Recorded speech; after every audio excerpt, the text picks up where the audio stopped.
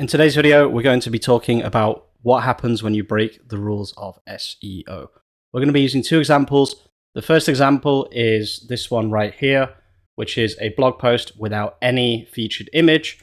And the second one is this blog post right here, which is a blog post that only has an H1 header and it has nothing else. It has no H2s, etc., etc. Now, it obviously has the product images, but it doesn't have any other headers. Now, these are two traditional rules of SEO that everyone always talks about.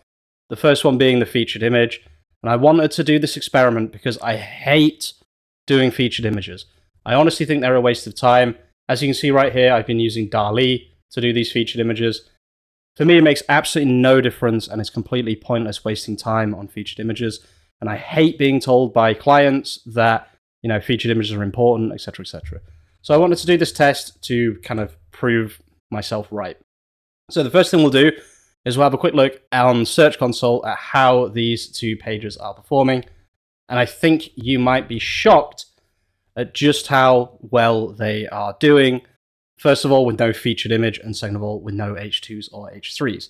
You can see here, this is a brand new article. It was released on the 4th of December. On the 5th of December, it got 5 clicks and 37 impressions. This has just continued to grow and grow and grow until suddenly 21 clicks, 178 impressions. I will quickly say that some of these are translated pages, okay? So I am using the e-translate. I'll just write that on Google. Translate Shopify. I'm using the e-translate plugin. I will make a video about this very, very soon, okay? But this is the plugin I use. It automatically translates all of the content. It's an amazing plugin. Now, there is another part to this as well, which I do want to talk about. I actually made this article live on a video, and it was a video about making these little tables here with like a product comparison almost, okay? And I cannot believe how well this has worked, okay? Such a simple article. Took me less than 5 minutes to write. All I had to do was have a list of products using my system, using my Python system, which basically goes through a sitemap and chooses a load of random products according to a keyword. The keyword here obviously being suit, but you could do wool suit, cotton suit, anything like that.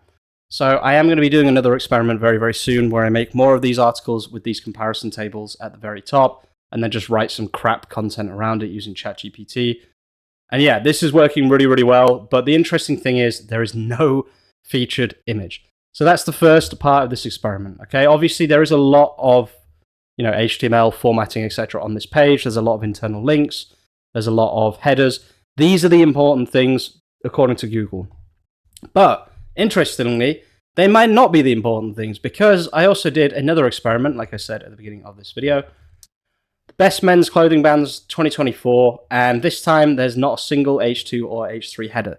Now, this was actually an accident. I didn't mean to do this. It's just sometimes when I get some output from ChatGPT, occasionally what it does is instead of using the the markdown of two hashtags, it does this instead. So, Sartorio, Napoli. It does this instead, okay? What this means is it means bold, okay? Normally, what 99.99% of SEOs will tell you is you need H2s. I wanted to test this, okay? When I say it was an accident when I posted it, but I didn't change it because I wanted to see what would happen.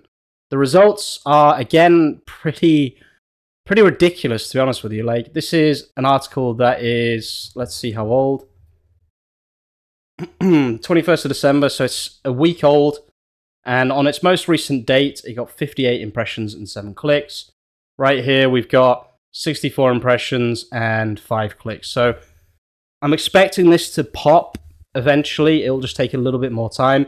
It seems like the Arabic version of this article is doing particularly well, especially in terms of impressions. And I just think this is really interesting to note. It's less about the formatting and more about the quality of the article. So you could have, as long as you have a table and some images and some internal links to the correct place, like to Cesare Attolini here. This is the Cesare Attolini collection. So it's an internal link from the word Cesare Attolini to the Cesare Attolini collection. This is how you provide value to Google. It's not about having the perfect H2, H3 formatting. It's definitely not about having featured images. I'm absolutely sick of hearing about featured images. What it's actually about is giving value to customers and to potential readers of your blog. Now, overall, what is happening with Two Men right now? We are closing in on 500 clicks a day on purely organic on Search Console.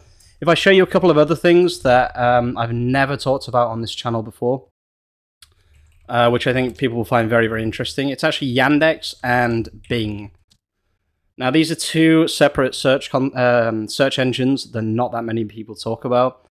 And I know that Yandex is controversial. I know that I'm going to get a lot of comments saying, Russia, blah, blah, blah. But, it is what it is. It's a Russian search engine.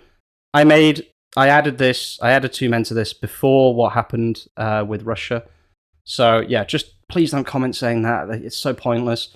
But 38 clicks a day just from Yandex, okay? Going up to 46 clicks a day.